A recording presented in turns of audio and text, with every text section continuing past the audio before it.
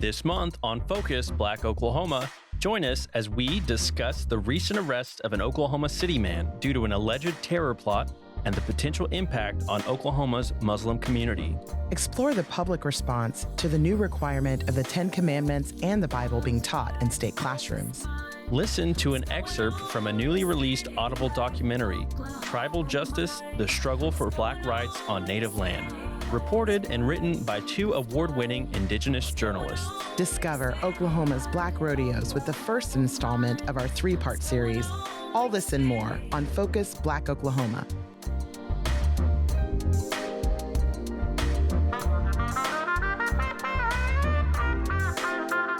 Focus Black Oklahoma is sponsored by the Black Church Traditions and African American Faith Life program at Phillips Seminary, offering a master's degree in social justice online and in person. Learn more at wherefaithleads.com.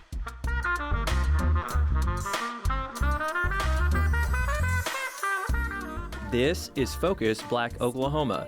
I'm Jacob Littlebear. And I'm Kuma Roberts. On October 8th, an Oklahoma City man who was born in Afghanistan was charged in federal court for an alleged terror plot. 27-year-old Nasir Ahmad Tawhedi faces one count of conspiring to conduct a terrorist attack, according to an affidavit filed by the FBI. While the story has made international news and went viral on social media, few are examining the potentially negative impact it could have on Oklahoma Muslims, including over 1,000 Afghan refugees who resettled in Oklahoma after the Taliban seized power. Shonda Little spoke with representatives from the Council on American-Islamic Relations and the Catholic Charities for the Archdiocese of Oklahoma City and Western Oklahoma about the positive impact this community brings to Oklahoma. Oklahoma has long been associated with terrorism.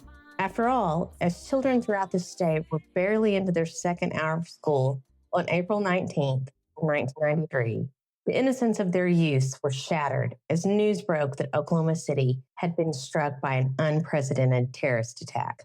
The Alfred P. Murrah building had been blown apart by a bomb-filled moving van. Images of bloody survivors and fatalities filled every form of media. Some of those photographs were small children being kept at the on-site daycare. Americans, particularly Oklahomans, were in a state of angry disbelief as the carnage unfolded. 168 people were killed that day. Speculation that the culprit was Middle Eastern was immediate. However, the shock magnified days later as the public learned that a clean-cut military veteran, a 26-year-old white American Christian, had meticulously planned the deadly attack, even reportedly choosing the Murrah building in part because of the daycare. Yet no reports exist of white American Christians receiving threats or being the targets of violence following the Oklahoma City bombing, which was the biggest terrorist attack in American history at the time. It is now second only to the September 11, 2001 terrorist attack. The same, though, cannot be said for the American Muslim community following 9/11. On that fateful morning that left 2,977 people dead, 19 Muslim terrorists, all hailing from Middle Eastern countries, were linked to the terrorist organization Al-Qaeda. Unlike the white Christian Americans following the Oklahoma City terrorist attack, multiple studies and news reports show that threats and attacks against Muslim Americans became rampant in the aftermath of 9/11. A report from the FBI showed that in just 1 year, the rate of anti-Muslim hate crimes increased 17-fold, from 28 in 2000 to 481 in 2001. The FBI also noted that those were only the reported anti-Muslim hate crimes, stating that crime analytics suggested the number to be underreported by victims for fear of further retaliation. Now, several groups who are either comprised of Muslim and Arab Oklahomans or work directly with them are worried that this Oklahoma community will once again be targeted following the recent arrest of a 27-year-old Afghan native for alleged terrorist activity. On October 8th, Nasir Ahmad Tawhedi was charged with one count of conspiring to conduct a terrorist attack and alleged affiliation with the Islamic State, also known as ISIS, according to an affidavit filed by the FBI. Representatives both for the Council on Arab-American Relations, or CARE, and the Catholic Charities of Oklahoma City have worked with each other on many projects for marginalized communities in Oklahoma. Several of these projects have included people who are of Muslim and or Middle Eastern descent. The most recent was the major task of helping to resettle 1,800 Afghan refugees after the fall of Kabul in 2021. Several faith groups, including CARE and the Catholic Charities, worked together at Governor Kevin Stitt's request to make the resettlement a success. Now CARE Oklahoma's Veronica Lazur and Catholic Charity OKC's Patrick Raglow caution Oklahomans not to judge or punish these refugees or other Muslim or Arab Oklahomans due to the alleged actions of a man who is unaffiliated and unlike the caring and productive citizens that they have worked with. Our best guess is that there are between 35 and 40,000 Muslims living in the state of Oklahoma. The Oklahoma Muslim community is tremendously diverse. In one mosque here in Oklahoma City, we have over 70 different nationalities, hundreds of different ethnicities and languages spoken all under one roof. The Muslim community of Oklahoma is very diverse, and there are a lot of different viewpoints and different ways that people relate to their faith. Lazur also noticed the contributions Muslim Oklahomans make to the medical community, noting that although Muslims only make up approximately 1% of the population, 1 in 10 of Oklahoma City physicians follow Islam. She says that is one of the many ways Muslim Oklahomans practice the tenets of their faith, which includes service to their fellow man. Islam as a faith is very focused on ending oppression and protecting the most vulnerable members of the community. And one of the things that I think it's the most important for people to know is that Islam as a religion condemns violence committed against innocent people.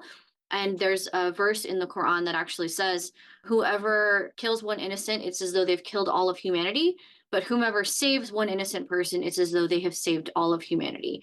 So as a religion, Islam does not condone violence at all.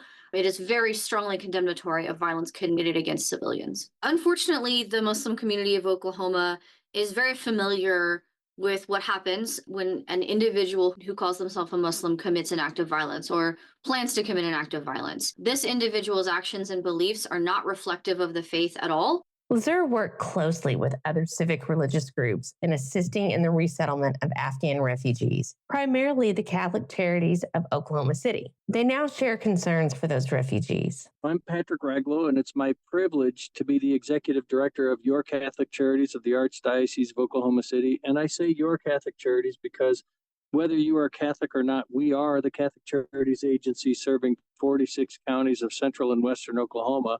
And or with regards to the Afghan arrivals from after the fall of Kabul in 2021, we were actually the only reception and placement agency in the entire state. So we also served the arrivals that went to Tulsa through our organization. We work with all others of goodwill to serve the common good. And quite frankly, Jewish, Muslim, non-Catholic Christians, evangelicals, non-denominational, Catholics all joined together in Oklahoma to make this thing happen. Raglow says Governor Stitt had reached out to the Catholic Charities to seek their assistance in this undertaking. We told him we could probably do 400, 500, or 600 maybe. And he said, his office said to go big and go bold, and we should be able to do more than that. And so with the concurrence of the state refugee coordinator, we offered to the national government to help resettle 1,800. Raglow says with Oklahoma's history of disaster response, government officials and civic groups realized that the Sooner State was the perfect place to help these Afghan refugees fleeing the Taliban. He also noted that the state's military installations made the transition easier because most of the refugee families were granted asylum due to the assistance and service they'd given to the United States military during the Afghan war, which made these families especially vulnerable to Taliban violence and retaliation.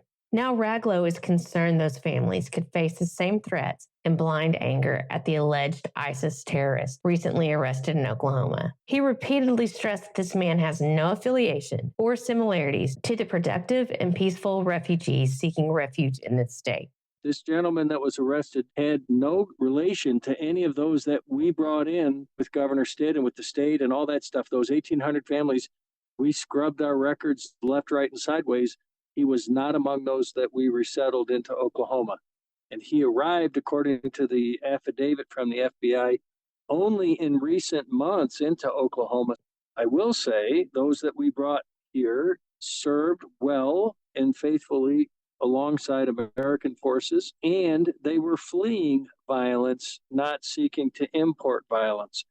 Raglow says that the Afghan refugees range in age from small children to seniors and are contributing to nearly every industry in Oklahoma. He also added the recent arrest of the alleged ISIS terrorist shows that the current Justice Department is doing its job as intended, tracking potential threats and preventing attacks. Because of that, he believes that his organization and all Americans should do all they can to aid innocent Afghans and refugees of other nations seeking a safe life and freedoms for their families. This is a real privilege and opportunity for us in Oklahoma to extend the blessings that we enjoy in America and in the United States for all of our many problems. What we do here when we do refugee resettlement well, and that's the only way we do it, is literally the face of the Statue of Liberty smiling. And so, while there is this report of this guy that was arrested, he was tracked for many months by the FBI. So he was known to them for many months. They had tabs on him and they watched him and they did all those things. Exactly what you would want your security element in the United States government to do. They rolled him up only when it looked like his family might be moving to Afghanistan and all that stuff. But they knew this guy and they were watching him. And so people should have comfort and confidence that the FBI was aware of this guy and did their thing. But all the others, the FBI is equally aware of and watching and all that. We had a guy that was thought to be the same name as a known or suspected terrorist. And the FBI called us. We connected the two. They were happy to meet the Afghan gentleman, and he was happy to meet the FBI because he wanted them to know that he was super happy to be in the United States, that he was not a threat. He wanted them to meet his kids and do all that stuff and make sure that the FBI knew that he was a good guy and wanted to be a contributor to our community. So we work well with our state, federal, and local law enforcement to ensure a safe, secure, thriving, and stable community, not only for our arrivals, but for all others that we serve in central and western Oklahoma. For Focus Black Oklahoma, I'm Shonda Little in Cheyenne.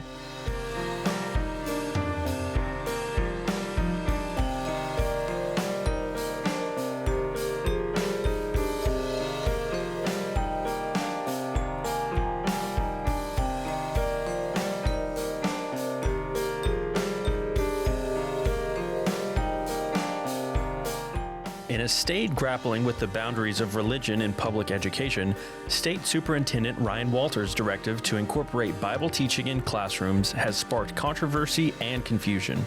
As schools reopen, the implementation of this mandate remains unclear, with educators, students, and religious leaders voicing diverse opinions on its appropriateness and constitutionality.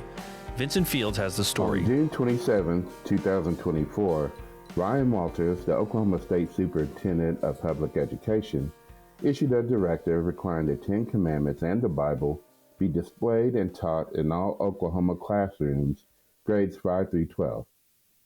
This directive was issued on the heels of a state Supreme Court ruling that a private Catholic school set to receive state funding was unconstitutional. Under state law, the school districts have the option to include the directive as a historical or literary document, but not as a form of religious instruction. Most school districts have yet to implement the directive.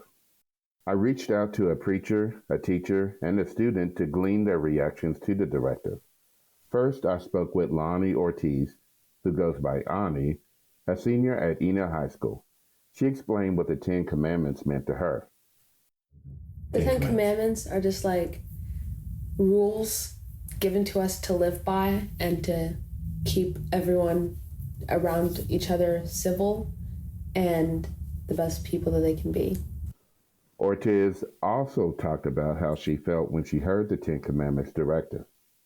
I thought it was kind of unfair because not everyone believes in the same thing, and that's okay to not believe in the same thing as everyone else. And even under Christianity, there's so many devotions, and it's not all the same throughout. Ortiz then shared how the separation of church and state applied to the directive.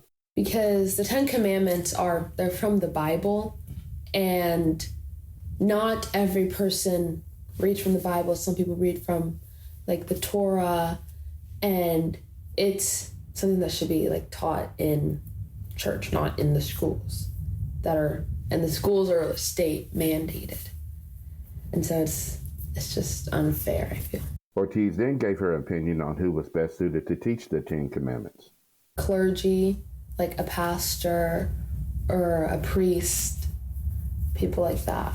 Because the people, like the deacons and the pastors and the priests, they devote their lives to preaching the word of God, but like school teachers don't.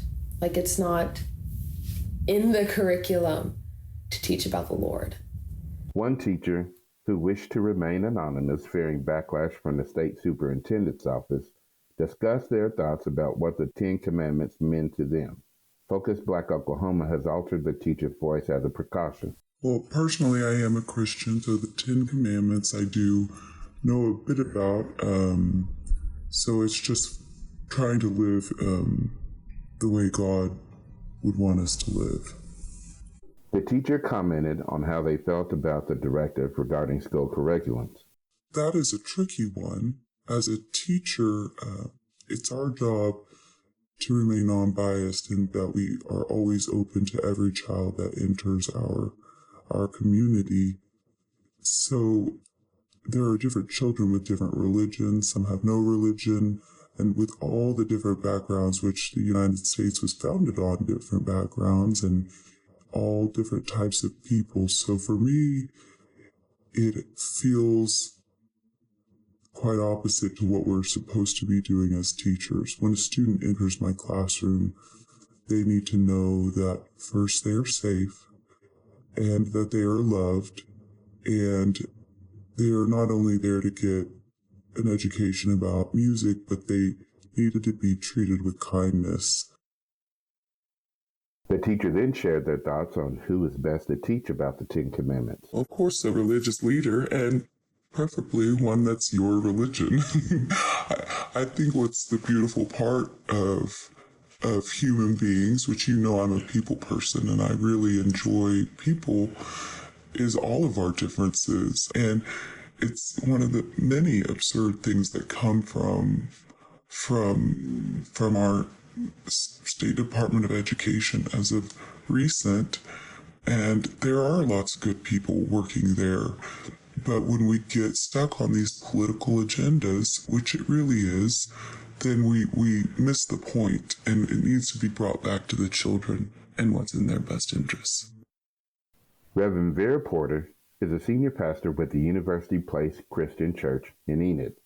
She shared her thoughts on what the Ten Commandments means to her.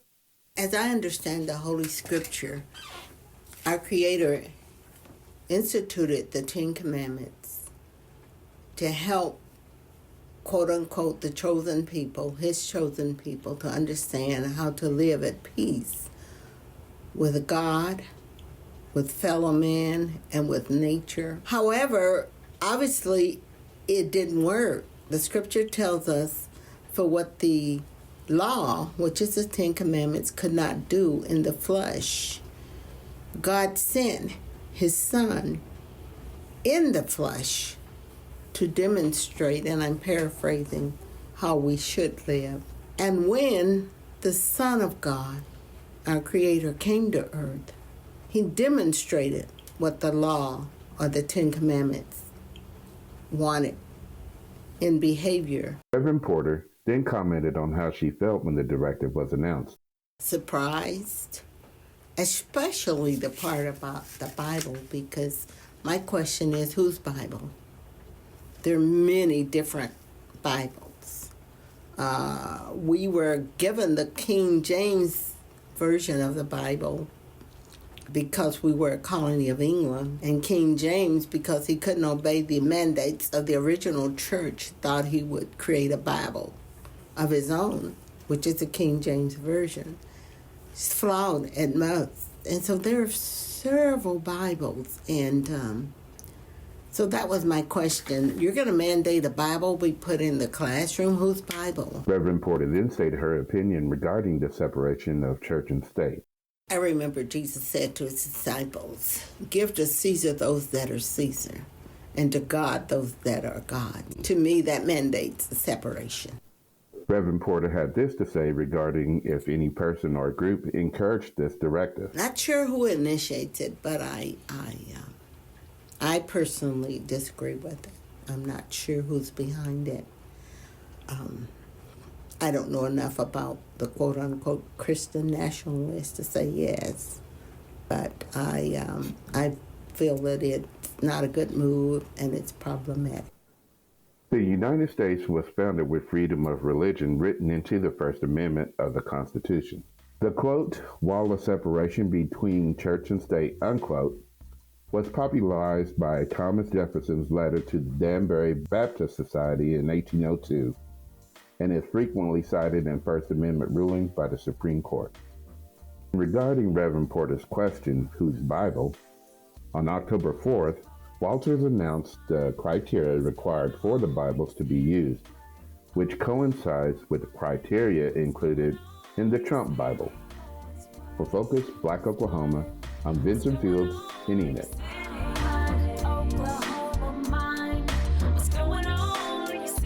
Focus Black Oklahoma's Jamie Glisson and Shonda Little experienced democracy in action firsthand as they were present for the Democratic and Republican national conventions this summer. Glisson and Little took in the sights, sounds, and people whose stories comprise the fabric of the nation. Please join Focus Black Oklahoma on Sunday, October 27th at 3 p.m. for a one-hour special exploring these historic political gatherings on KOSU.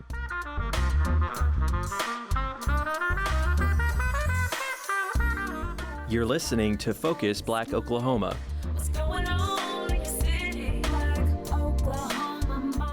Would you like to pitch a story to FBO? Or work with us as a correspondent? Please email us at contact@focusblackoklahoma.com. Or call 918-807-3886.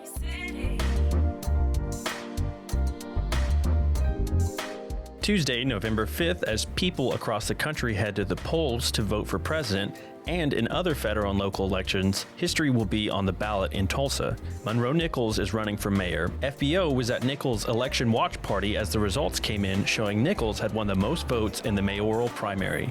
If he wins the vote on the first Tuesday in November, he will be the first Black mayor of Tulsa in the city's history.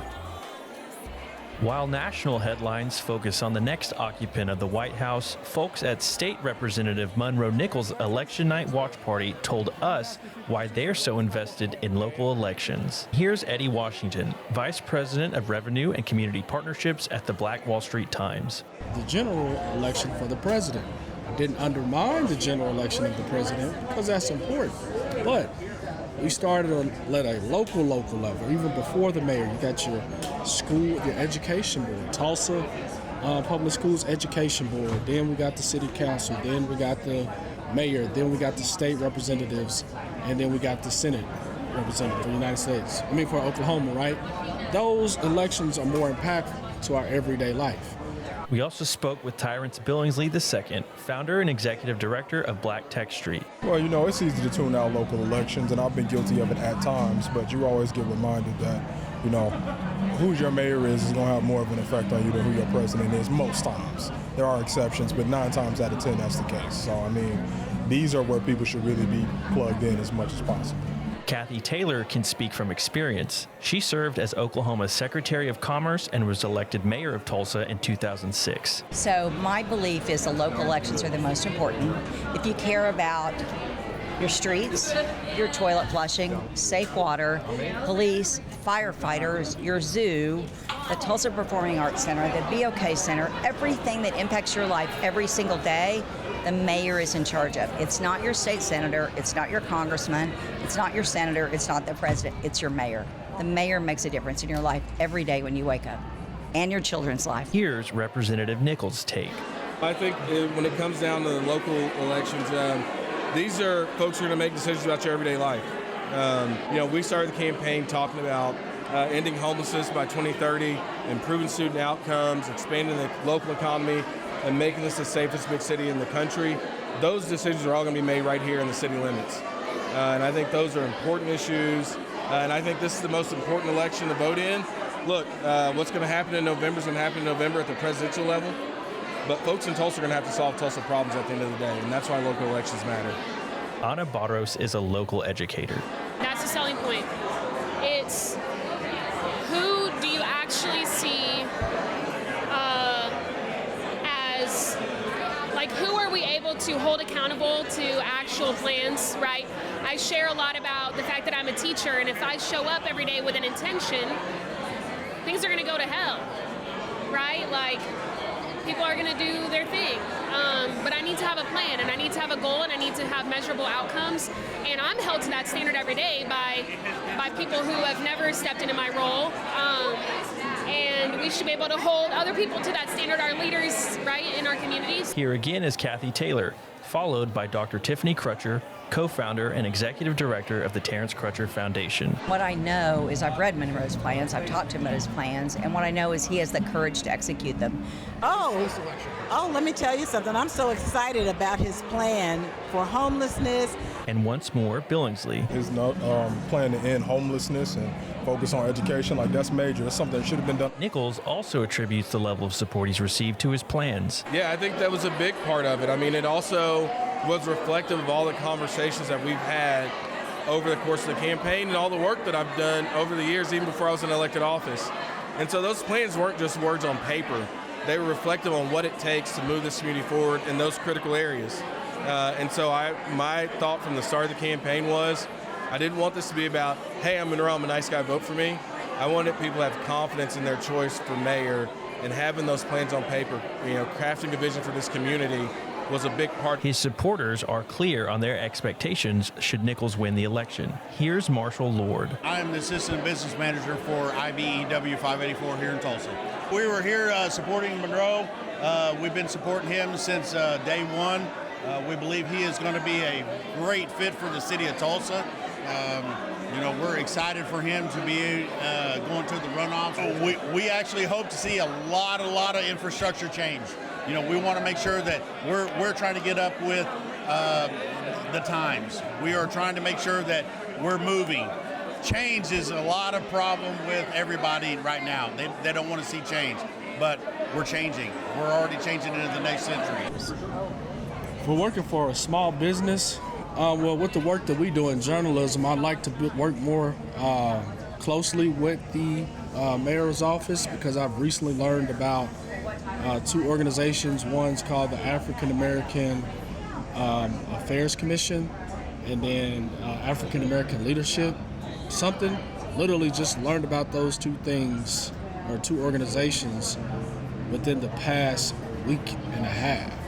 And like those, being a journalist and being a member of the community, I believe that's something that we should be aware of.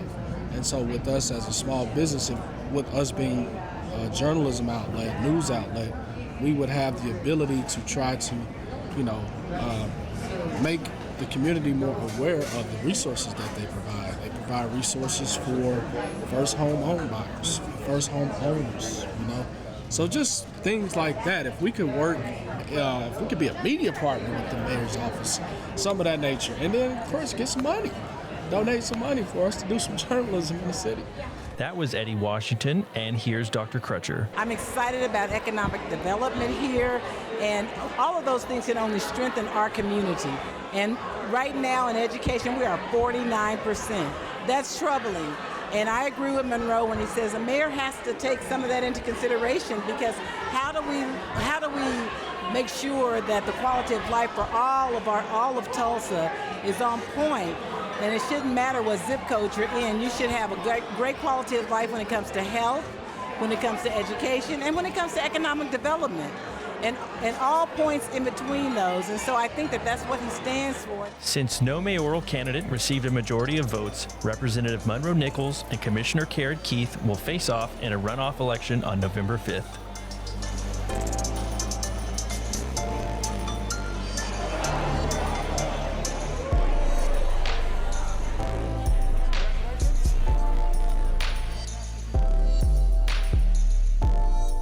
In the fall of 2020, Michael Hill, a black citizen of the Cherokee Nation, woke up in the middle of the night to the sound of someone banging on the windows of his home. He called police for help, but the police arrested Michael in his own front yard. When trying to get his case heard in tribal court, he was rejected because though he has tribal citizenship, he has no blood quantum, and by federal law is not legally an Indian. His story is told in a newly released Audible original documentary called Tribal Justice: The Struggle for Black Rights on Native Land, reported and written by two award-winning indigenous journalists, Allison Herrera and Adriana Rodriguez. The following excerpt is the first installment of FEO's broadcast of the documentary. It was a fall evening in 2020 in the city of Okmulgee, Oklahoma. Michael Hill and his friend Aaron Wilson had spent the night out at a local bar. Later that night, around 2 a.m., Michael heard banging on his doors and windows. He checked the security camera that's set up outside and saw two people he didn't recognize running around the side of his home. He quickly called 911 and waited inside for the police to arrive. 911, what's the address of your emergency? Do you need police, fire, medical? Hey, man, I got people that's out here knocking on my window. When he saw police lights, he stepped outside.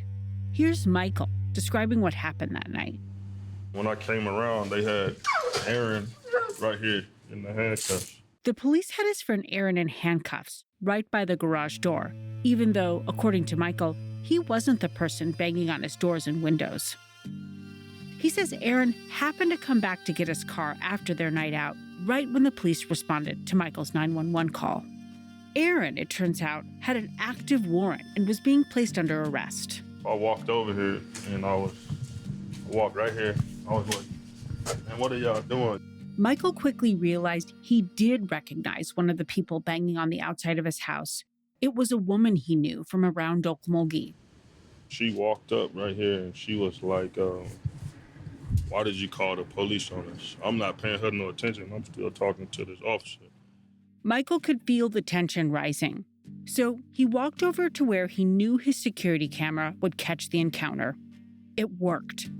What you're going to hear next is audio from that security camera footage, and just a heads up, it gets intense. Why would you call the police? Did he not call the police on her? Michael asked why the officers arrested Aaron and tried to let them know he was the one who called the police. He needed help. Man, let my dude chill, man. You gotta act Don't touch me, bro. You hear me? No, bro. Okay. That's the reason why we called here. You need to step back. Man, come on, man. You need to step back. You need to step back. For what? You on my property. The woman Michael knew pushed him away from the officers. She kept telling him to step back and to listen to the officer. Step back. What are you doing? Step back. Don't do that. No, man, watch out, man. Michael shoves her away from him. This is where things escalate quickly between the Okmulgee police and Michael. Put your hands behind your back. Put your hands behind your back. Put your hands behind your back right now. Yes, sir. It's okay. Put your hands behind your back. You're gonna get tased. He's probably been drinking. It's okay. Put your hands behind your back. I'm on my property, man. A second police officer approaches Michael, also demanding he put his hands behind his back. Put your hands behind your back. Oh, Cool. Mike, put your hands behind your back. Mike, go ahead. Go ahead, man. Y'all motherfuckers see what be going on, man? I'm in my own yard, bro. Put your hand behind your back. I'm trying to. You ain't going me with this. Man, let go of my shoulder, man. The officers bring Michael to the ground, while Aaron and the woman plead with the officers to ease up. They say Michael suffers from PTSD from his time in the military. Man, come on, man. He got PTSD. Bro, man, I'm trying to. I'm in handcuffs already. Then another officer came up and tased me 3 times in the stomach. And that made me, I was mad. Why is you doing that stupid Go ahead. You're under arrest. Get up. For what? One of the officers tells Michael he's under arrest. For what, he asks. For assault on a police officer? I ain't do shit. Assault battery. Get up. The officer tells Michael it's for assault and battery on an officer, resisting arrest, and for shoving the woman who came to his house. Officer, I'm not pressing charges. Man, let go of my shoulder, man. After Michael was sent to jail, the woman stuck around his house and called Michael's mom to tell her what happened. My name is Dietta Parker. I'm Michael Hill's mother. Dietta was concerned for her son and headed to his house. When she got there, she had a lot of questions about what occurred and why Michael had been arrested outside his own home. But one question in particular was very important. I said, first of all, did any of those officers ask you all, were y'all tribal? She said yes. Tribal, meaning a citizen of a tribal nation. Michael is a citizen of the Cherokee Nation and Aaron is a citizen of the Muskogee Nation. Their tribal status meant that the Muskogee Nation police, called the Light Horse, should have been involved. I said, okay, did any of them call tribal? She said no. Both Aaron and Michael are tribal citizens, but after their arrest, Aaron's case went to tribal court. Michael's went to state court. The difference? Blood quantum. His attorney, he kept saying, well, they're not going to use it because it doesn't have a blood quantum on it. And we kept telling them there is no blood quantum. On tribal enrollment cards, there's a line that lists that person's, quote, degree of Indian blood, or, quote, blood quantum. Aaron's card has a percentage, but Michael's card, it says 0. So, in the eyes of the law, he's not considered Native. And this is why we're bringing you this story. What happened that night after Michael's arrest would result in a more than 3-year struggle. Michael fought the arrest and the charges. Remember, he called 911, and he was the one needing help. But he was also fighting for something else, his rights as a tribal citizen, to plead his case in the court of his peers. All that being Native stuff went out the window.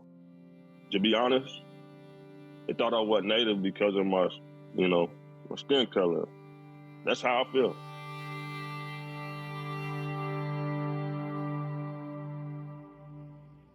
I'm Allison Herrera, and this is Tribal Justice, the struggle for Black rights on Native land. Chapter 1, Sounds at the Window. I'm Salinan, a small tribe in California. I've been reporting on Indigenous affairs and criminal justice in Oklahoma since the landmark U.S. Supreme Court decision known as McGirt v. Oklahoma in 2020. It was a decision that shook up the legal landscape here, and it was seen as a huge victory for tribes in the state. To start our story, I want to tell you about this place, northeastern Oklahoma. It's referred to as green country because of the trees and lush landscape in this part of the state where I live. Along the banks of the Arkansas River, you can see a sunset that sometimes resembles the northern lights. During the heat of the summer, choruses of cicadas fill the air, sometimes making it sound so loud you can't hear the rest of your surroundings. And then there's the music, a mix of Bob Wills' Western swing and Muskogee and Seminole hymns.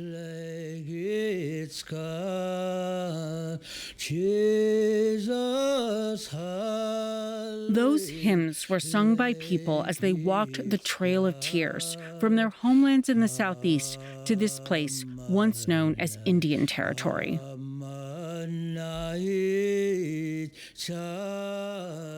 Oklahoma has a deep vein of history that's marked by the removal of tribal nations to this place.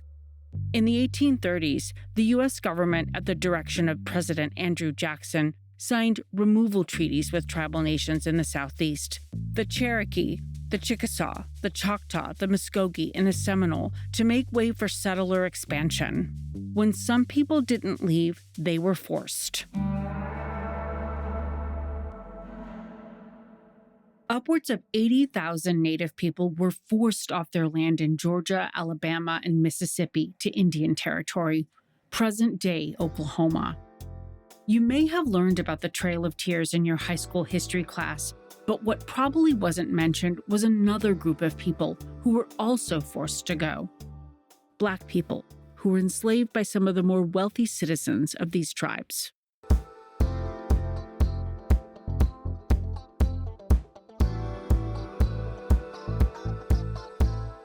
Thanks for joining us on Focus Black Oklahoma.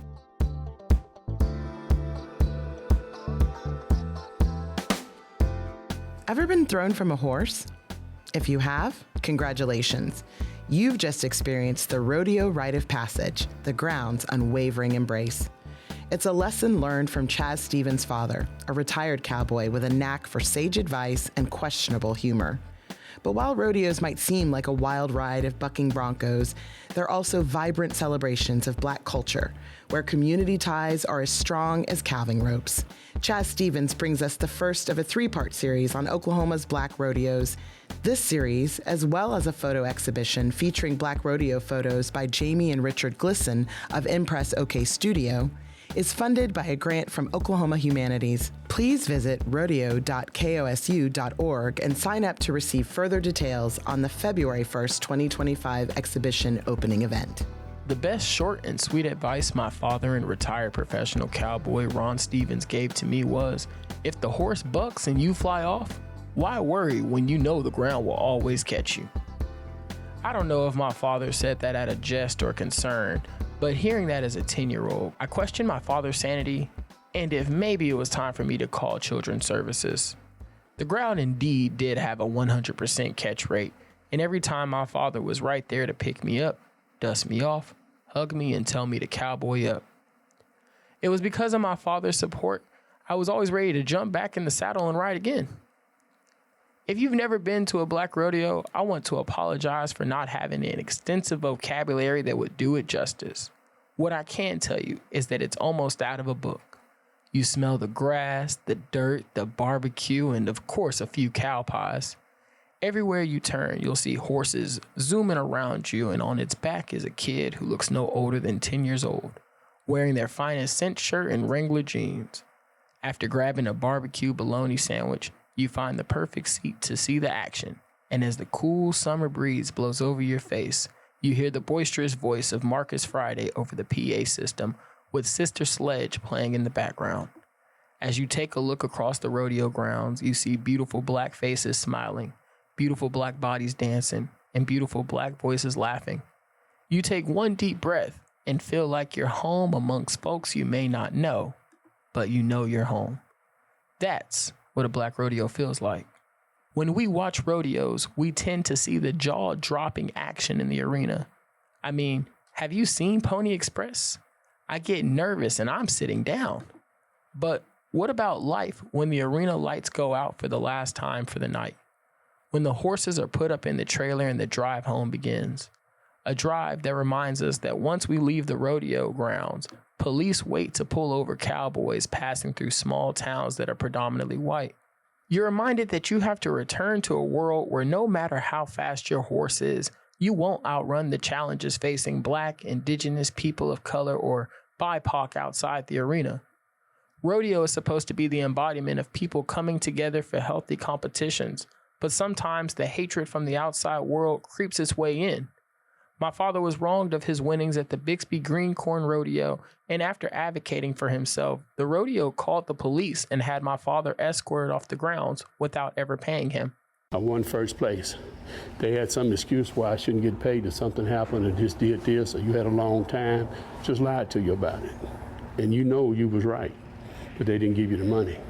Not too long ago, Black rodeos were the only place where Black cowboys and cowgirls could go to show off their talents.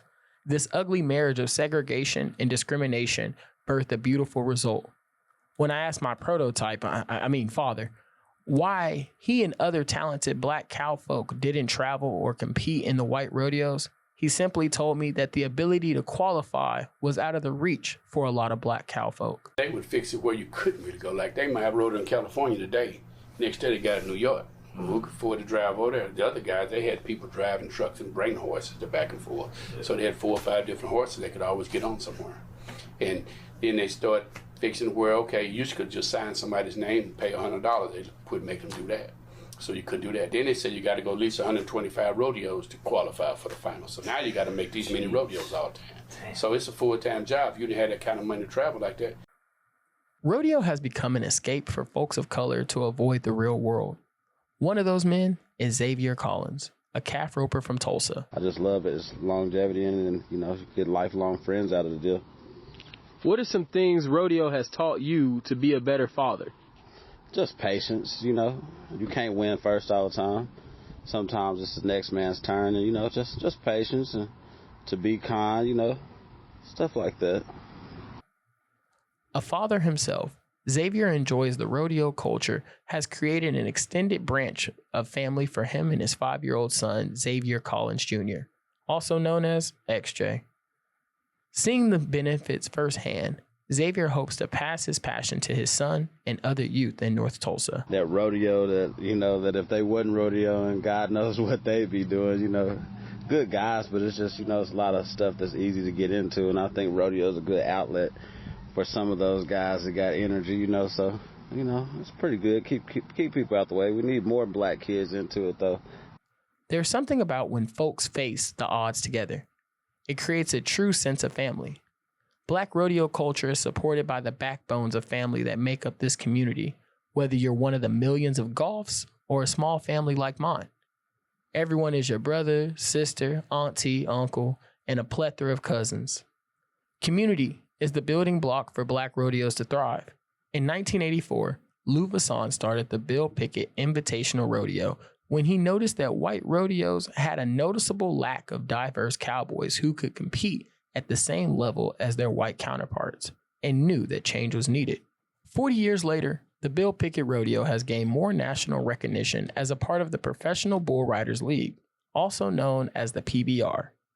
Black Rodeo has gained a larger platform for black cowfolks. Before getting the nod from the PBR, black rodeos were held together by families that made up the staff, whether it was marketing, rodeo livestock, or even being the gate man taking tickets. We tend to think of cowboys as macho men who are drifters going from rodeo to rodeo, enjoying fast money and even faster horses. We don't see that in reality. It's much more than that. It's about catching a neighbor's horse who got out and feeding them with no charge until they can take them home. It's about pulling someone out of the mud with your tractor and telling them to put their money away. Rodeo culture is competitive in nature, but that doesn't stop cowfolk from always being there to lend a hand. My grandpa always said you're only big as some of the stuff you do for nothing, so my biggest part is just like helping others sometimes. It ain't even about me. My dad always tells me that when you're in trouble, reach out to family and they'll get you through anything. When my father was diagnosed with cancer in 2018, our rodeo family came out of the woodwork to bring food, visit with my dad, and reminisce over their rodeo careers. I saw grown men cry talking to my father, and I saw my father crying talking to them, remembering friends who are no longer here. Growing up in black rodeo culture taught me more than riding a horse and roping a calf. It taught me how to be a man with compassion and to care for the world around me. It's family friendly. You get to see people from all walks of life, you know, and just watch those kids grow up. And, you know, rodeo is something you can do all your life. You will see a 5-year-old cowboy in the sheep riding, and you might see a 80-year-old calf roper and an old-time calf roper. You know, just rodeo is just, you know, forever. So, you know, I just love it. It's longevity in it, and, you know, you get lifelong friends out of the deal. When Willie Nelson and Waylon Jennings sang, "Mama, don't let your babies grow up to be cowboys," I don't think they knew the amazing cow folks that live within our communities. I haven't been bucked off of a horse in a few years, and hopefully no time soon. But if I do get thrown from the saddle, I'm happy to know that the ground caught me, and even happier that I have a community to pick me up and get me back in the rodeo. For Focus Black Oklahoma, I'm Chaz Stephens in Turley. Focus Black Oklahoma is produced in partnership with KOSU Radio and Tri-City Collective. Additional support is provided by the Commemoration Fund and Press Forward. Our theme music is by Moffett Music. Focus Black Oklahoma's executive producers are Quresh Ali Lansana and Bracken Clar. Our associate producers are Smriti Iyengar and Jesse Ulrich. You can visit us online at kosu.org or focusblackoklahoma.com and on YouTube at Tri-City Collective. You can follow us on Instagram at FocusBlackOK and on Facebook at facebook.com/FocusBlackOK. You can hear Focus Black Oklahoma on demand for free at kosu.org, the NPR app, npr.org, or wherever you get your podcasts. As you go about your morning routine, there are a few things that are a must. You brush your teeth, put on a fresh pair of clothes, maybe even try to eat something before rushing out the door. You are busy. That's why we started the KOSU Daily Podcast, so you can get all the news you need while you're on the go. Subscribe to the KOSU Daily Podcast today.